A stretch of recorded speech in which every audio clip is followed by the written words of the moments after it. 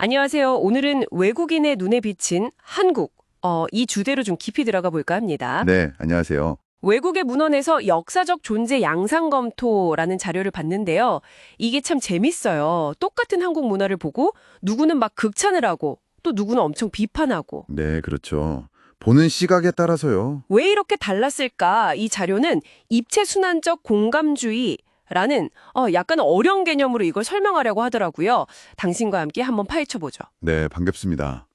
이게 외부인의 시선이 때로는 우리보다 더 객관적일 수 있다는 그런 생각에서 시작하는 연구인데요. 아, 그럴 수 있겠네요. 특히 요즘처럼 글로벌 시대에는 외부 평가가 중요하잖아요.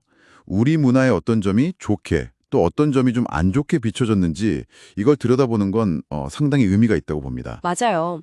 자료에서는 서구화 같은 큰 변화 속에서도 잘 안 변하는 한국만의 특성, 이걸 내재성이라고 부르면서 그 핵심 가치를 입체순환적 공감주의라고 딱 제시를 하는데요. 근데 처음 들으면 좀 어렵죠. 네, 그렇죠. 용어가 좀 생소할 수 있는데 쉽게 풀어보면요. 입체주의는 정신적인 가치나 위계 같은 걸 중시하는 경향, 아, 위계 질서 같은 거요? 네.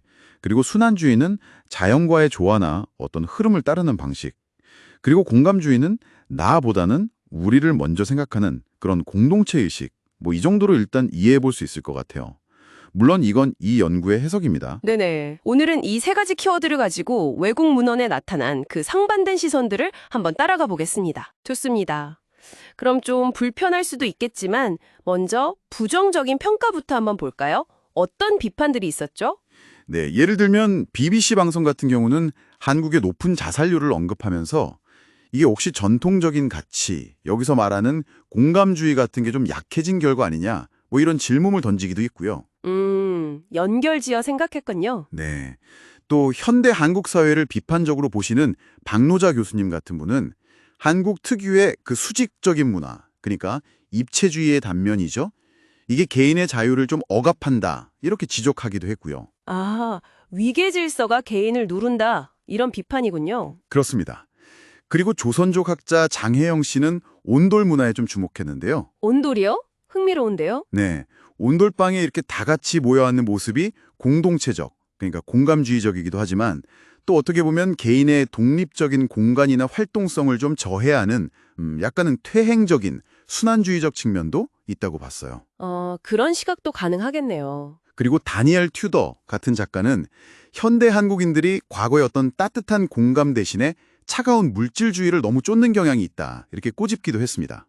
그러니까 입체주의의 좀 권위적인 면, 순환주의의 비효율성, 공감주의의 어떤 집단 압력 같은 그런 부정적인 면들이 부각된 거죠. 그렇군요. 근데 정말 흥미로운 건 이런 비판만 있는 게 아니라는 거예요. 완전히 다른 시각에서 아주 긍정적으로 본 기록들도 정말 많거든요. 네, 맞아요. 굉장히 상반되죠. 예를 들어 구한말에 왔던 언더워드 여사 같은 경우는 한국 여성이 되게 강인하고 명성황후는 외교적으로 참 유능했다 이렇게 평가했고요.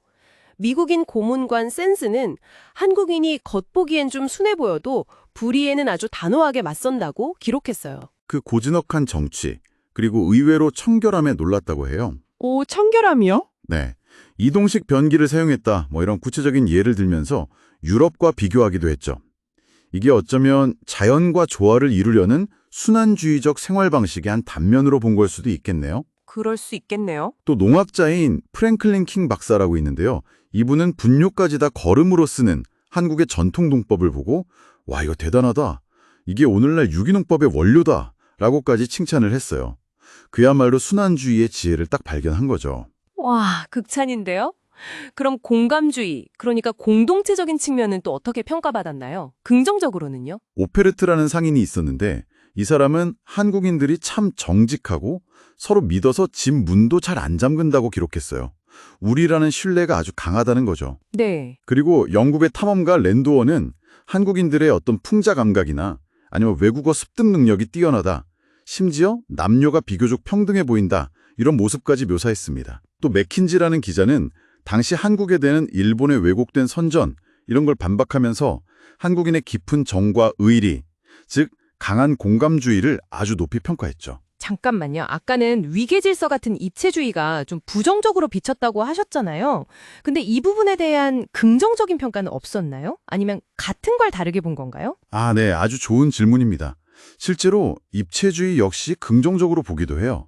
예를 들면 글랩스트라는 선교사는 한국인들이 하늘, 즉 하느님을 공경하고 스승을 극진히 존경하는 문화를 아주 인상 깊게 봤습니다. 아, 존경 문화. 네. 이게 정신적 가치를 중시하는 입체주의의 긍정적인 발현으로 해석될 수 있겠죠. 또 현대적으로는 엠마누엘 페스트라이시 교수가 강조하는 선비 정신, 그러니까 학문과 인격을 중시하는 이상도 여기에 연결될 수 있고요. 네네. 심지어 영국의 고위 관료였던 커즌경조차도 한국 여성은 일본 여성과는 달리 좀 주체적이고 강인하다 이렇게 평가했어요. 그것도 흥미롭네요. 그럼 마당이나 한복 같은 우리 문화 요소에 대한 칭찬도 있었다고요? 네, 맞아요. 베르너 사세 같은 학자는 한국의 마당이 뭐 특별한 용도가 정해져 있지 않고 비어있기 때문에 오히려 더 다양한 활동을 담아낼 수 있다 이렇게 봤고요. 아, 비어있음의 미학 같은 건가요? 그렇죠. 그리고 한복 역시 몸의 움직임을 막 구속하지 않는 그런 유연함이 있다고 봤습니다. 정해진 틀에 딱 얽매이지 않는 그런 순환적 사고방식이 공간이나 의복에 반영된 걸로 본 거죠. 편안함, 실용성 이런 거 높이 산 거예요. 와, 진짜 신기하네요. 같은 입체 순환적 공감주의라는 특성이 보는 사람의 그 관점에 따라서 이렇게나 정말 이렇게 다르게 해석될 수 있다는 게요. 그렇죠. 무엇을 더 중요하게 보느냐, 또 어떤 문화적 배경을 가졌느냐에 따라서 같은 현상도 정말 전혀 다르게 평가될 수 있다는 걸 보여주는 거죠. 네. 이 자료는 결론적으로 입체주의를 지성적 순수함, 순환주의를 정서적 순박함, 그리고 공감주의를 의지적 순결함이라는 다소 긍정적인 키워드로 정리를 하는데요. 아, 그렇게 요약을 했군요. 네. 중요한 건 이런 외부의 다양한 시선들을 통해서 우리 스스로를 좀 더 입체적으로, 더 깊이 이해하는 계기가 될 수 있다는 점인 것 같습니다. 네, 맞아요. 다양한 시각을 접하는 것 자체가 우리를 돌아보게 만드는 것 같아요. 자, 그럼 마지막으로 당신에게 질문을 하나 던져보겠습니다. 오늘날 당신이 직접 경험하는 한국 사회에는 이 입체 순환적 공감주의의 모습이 어떻게 남아있다고 생각하시나요? 그리고 이런 특성들이 지금 세계적으로 주목받는 K컬처 현상과는 또 어떻게 연결될 수 있을까요? 한 번쯤 곱씹어 볼 만한 질문인 것 같습니다.